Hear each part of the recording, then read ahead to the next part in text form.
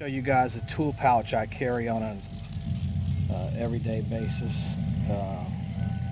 Compact little kit that has a huge assortment of tools. There's just about nothing I can't fix or at least get going long enough to get the proper tools with what I have in here. Only thing you really need extra is a flashlight and a good folding knife. But starting on the outside, I have Knipex, the mini Cobra pliers.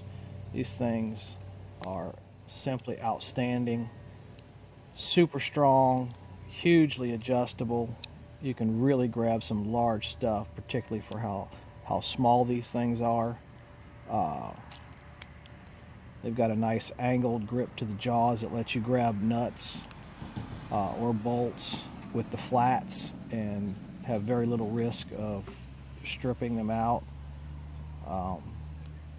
With this push button click system, they never slip out of their channels like other slip joints will. You set them and they stay. And these things, it's the 4-inch model. They're kind of pricey, but this is probably the singularly most useful tool that I have in my kit. I have very few things I use more than this. It's just absolutely awesome. Moving around to the back, I've made myself a Kydex sleeve that attaches to this tech lock and is screwed into this. This is a generic Leatherman sheath pouch. They sell them on their site, or at least they used to. Mini Bic lighter, which I can, when it's on my belt, I can still reach under and with my fingertip push it out and access it. I can reach behind there and push from this side, and it's easier when it's on my belt. Gerber, I'm not a huge fan of Gerber, but this Gerber EAB is another simply outstanding tool. Very simple, very cheap. Used to get them for about 10 bucks at Walmart. I don't know, maybe you still can. Not the easiest blade change because you do have to take the screw out, but it's the best tool I've found for holding a utility blade in as compact a package as possible and still giving you a full-size grip to do any kind of serious work. I've got a half a dozen of these around the house just in case they ever stop making them. These things are great. This little piece is just a Velcro strap that's attached, or a nylon strap attached with some Velcro. Basically, its only function is to securely hold a pair of Uncle Bill's sliver grippers. Maybe not the greatest tweezers ever made, but for their size and their utility, I don't think you can beat them. Nice little needle point grip. There's stronger, there's better, but for its size and what you can accomplish, I haven't found better. And I find that a more secure way of carrying them than that little keychain attachment thing that they make. Standard full-size tech lock. That's just a rubber O-ring that I've slipped around it. It helps grip my belt better so that when I am grabbing around, it holds it tight against the belt, pinches it in there really well. I'm another huge fan of tech locks. I think they're great. This was a mini Mag Sheath that I just modified and sewed to the side so that I can carry the Cobra pliers.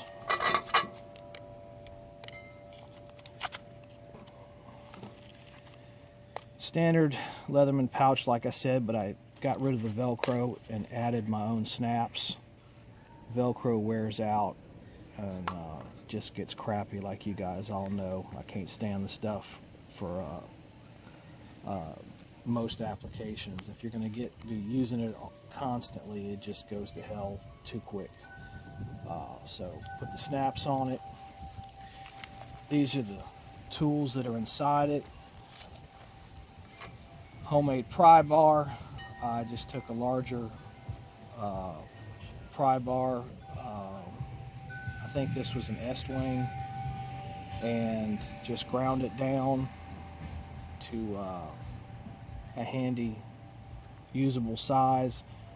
Unlike the straight pry bars that are so popular, this one still has a curve to it, so you can actually get some leverage on its own without needing to find a pivot point on whatever you're working with. It's super thick. I've rounded it off so I can put it against my palm, really put some pressure on there if I need to, and it's virtually indestructible. As far as hand strength goes, there's not a thing you can do to break that.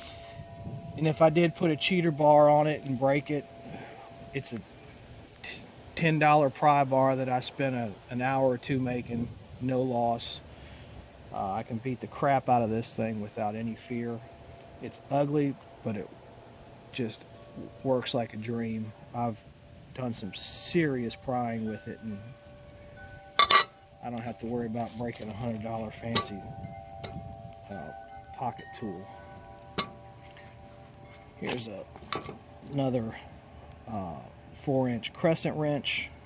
I've taken this and filed out the jaws. You can see how far past out the post comes. That would be, normally they'd be closed at that position, but I filed the jaws out over 1/8 of an inch, and I can now get 9/16 excuse me, bolts and nuts inside there. Between the pliers, the Cobra pliers, and the Crescent Wrench, I can do quite a bit of work. I've come to the point where I realize these Cobra pliers are so much better than the needle nose pliers that Leatherman or Swiss Tool makes. These are just so much more versatile and handy. I decided to get rid of the entire excuse me, extra weight and unnecessary bulk of a plier multi-tool. I took my Leatherman Super Tool 300, which has the best tools going in my opinion, and I just completely removed everything but one arm, took it apart, took out the tools I needed and wanted, put them back in, and now this is a standalone tool set. Mayhew nail punch fits right, just beautifully drops right in there. Another super handy tool.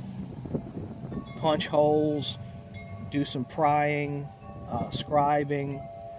Just, I've used this. It used to be a pipe tool when I smoked pipes. It's just another one of those incredibly useful tools.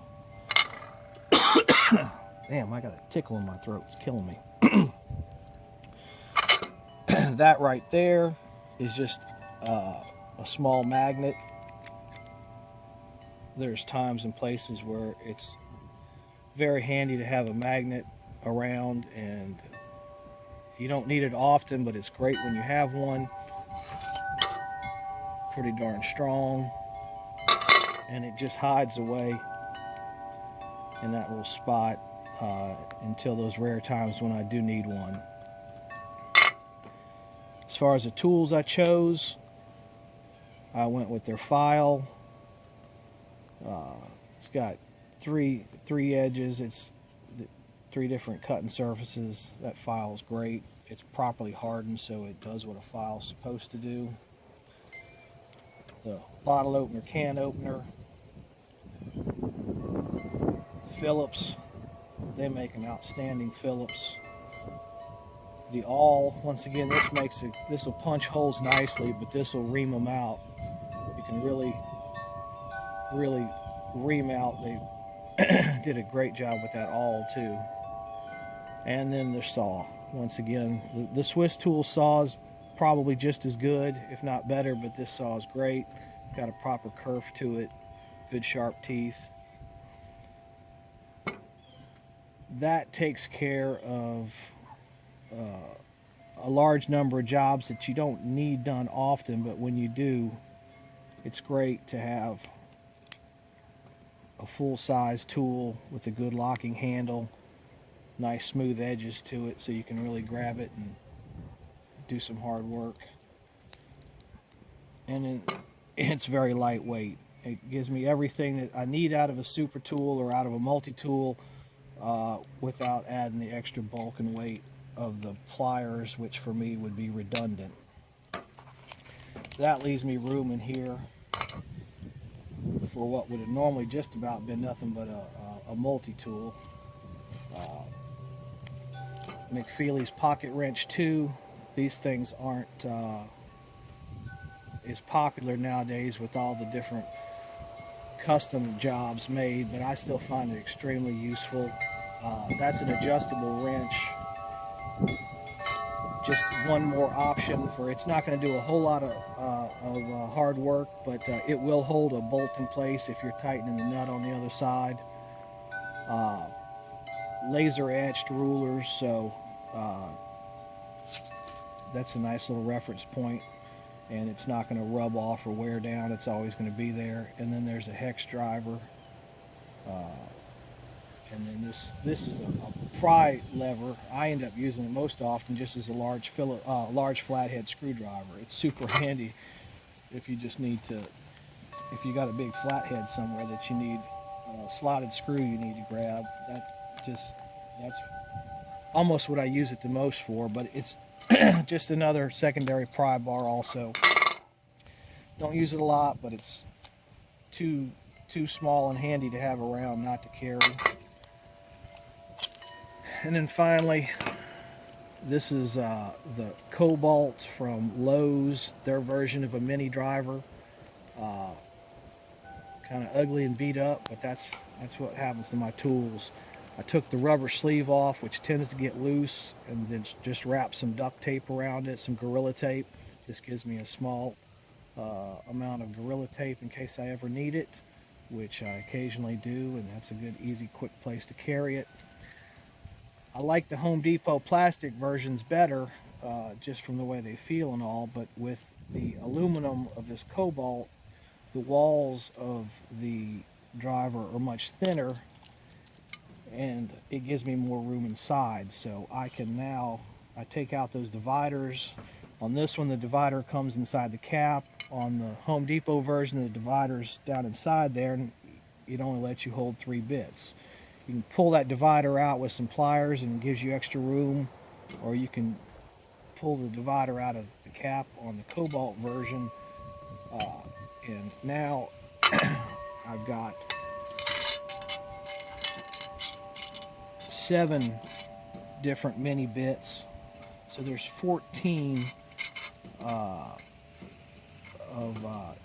variations on Phillips, flathead, and Torx.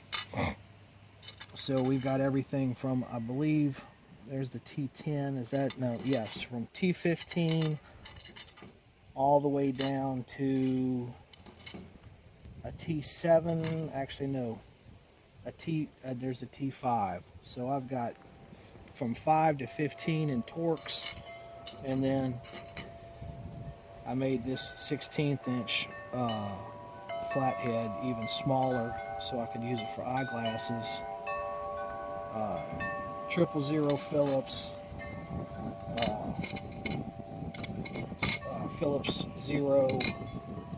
The bit with the, and there's the 1. They don't. These minis don't come in a Phillips 2, but I basically got 2 sets of driver bits, all that now just fit into one driver. Also without having to store one in here, which keeping one in there is just a good way to punch a hole in your gear or yourself. So 7 out of 8 possible bits. All I left out was one of the versions of the one of the Phillips flatheads that were basically redundant. When they're that small, you don't need that many. They all fit in there nicely. So a aside from maybe Allen wrenches, that's about the only thing I can't cover with this kit. I've made myself a Kydex interior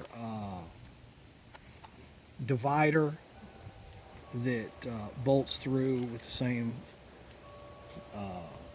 hardware that holds on the tech lock, and that allows everything to have its own individual place to nest, so that everything is able to be extracted on its own without having to dig around and fight. Of course, things never work on the videos the way the knurling on that sometimes scuffs that up.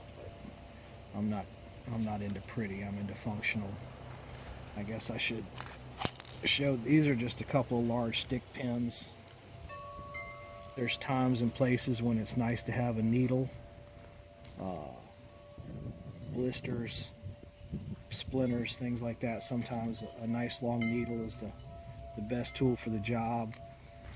If you're worried about getting an infection, I can always hit it with the flame of the Bic lighter, and that's just a little bit of Velcro that I've added onto there because the point on that is pretty sharp, and it just keeps it from, it just pads it so it doesn't wear through. That's a rubbing spot, since it's on the side of my waist.